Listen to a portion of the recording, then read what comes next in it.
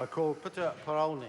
Tēnā koe, Mr. Speaker, tēnā no tātou noho nei roto te whare te pōnei.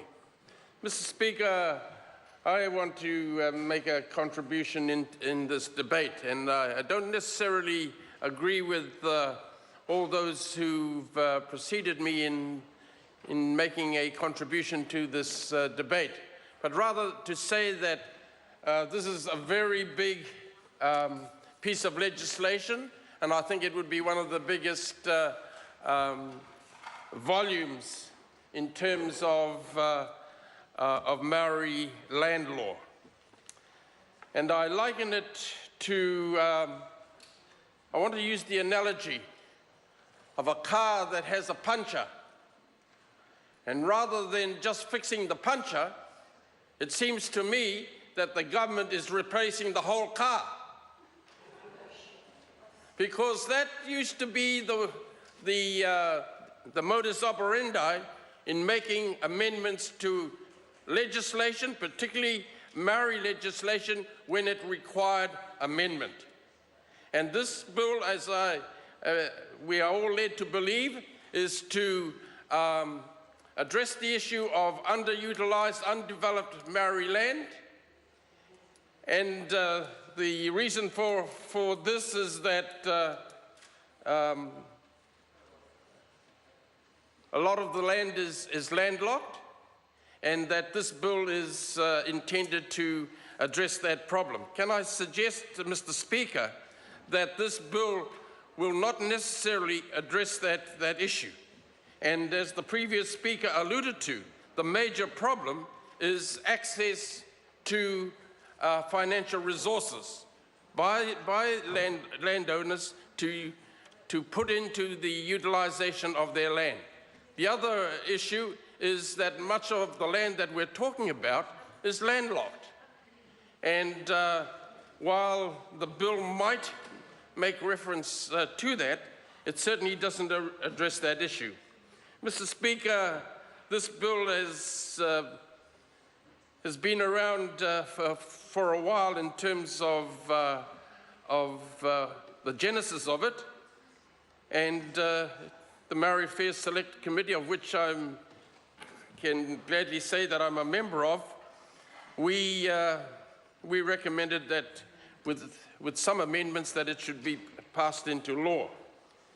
Although given throughout the various consultation processes and a Waitangi Tribunal hearing and via submissions that we received, there was clearly been a high degree of apprehension and opposition to this bill. The concerns are generally that the bill's purpose is unclear, that it is too complex, could further alienate land from Māori owners, and that it does not address more important issues such as the high rateable values of Māori land. There is a view that this bill is largely focused on is reforming and reducing the role of the Māori Land Court. And speakers have alluded to the Māori Land Service, which intends to take much of the work that the Māori Land Court is already doing now.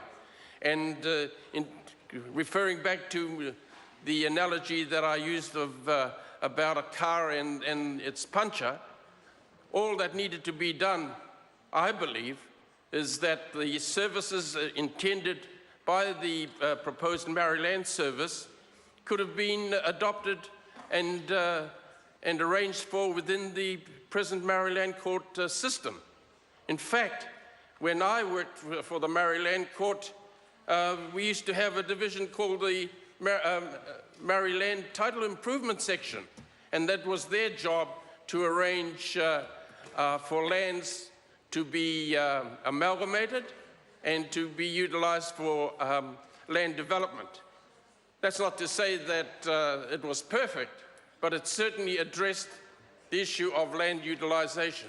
And I think, Mr. Speaker, that the present bill over-exaggerates the need for the Māori Land Service. Although I can understand that one of the issues confronting the use of Māori land is the whereabouts of many of the shareholders, apart from the fragmentation as well.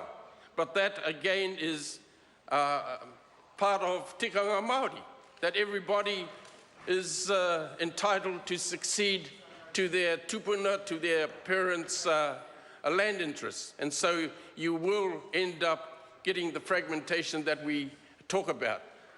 Although it's not ideal, but at least Māori are exercising tikanga Māori. They're able to do that presently through the Maori Land Court, and so therefore the intention to establish the new Maori Land Service, sir, is I think not necessary in the terms that people would like us to believe.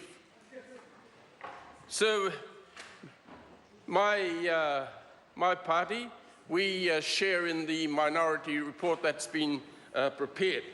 And if people look at the report, it articulates some of the concerns that certainly the New Zealand First Party has in relation to this, this bill.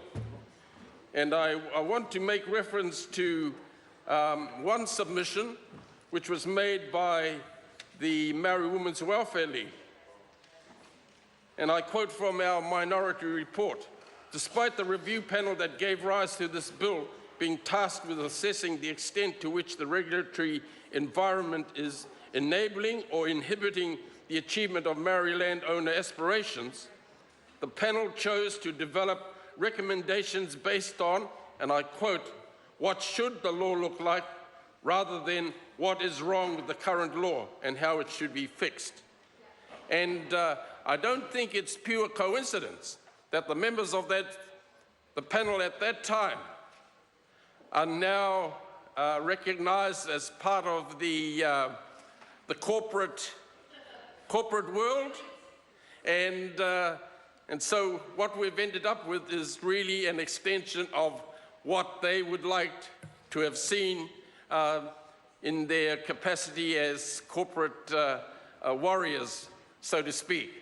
And if you look at some of the thresholds in terms of participating ownership, you can see that what's been suggested is as a result of the frustration that they have had in terms of wanting to do or to advance the development of the particular interests that they hold.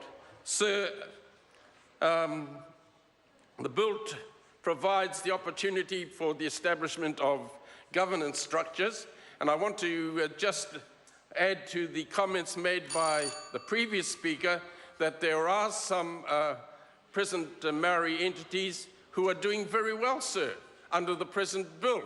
And so, you know, they ask the question, why the change? But I think, sir, for us in New Zealand First, our real concern is the high level of apprehension that, that was expressed not only by some submitters, but those who didn't make submissions. And the fact that they didn't make submissions is not because they weren't interested, sir, but rather out of frustration. Frustration at the concerns that they had that this bill is sort of alienating themselves from the participation in determining the future of their land interests. Sir, I anticipate that during the committee stages, much of the concerns that speakers have expressed so far will be articulated during that process. Suffice to say, New Zealand First will not be supporting this bill.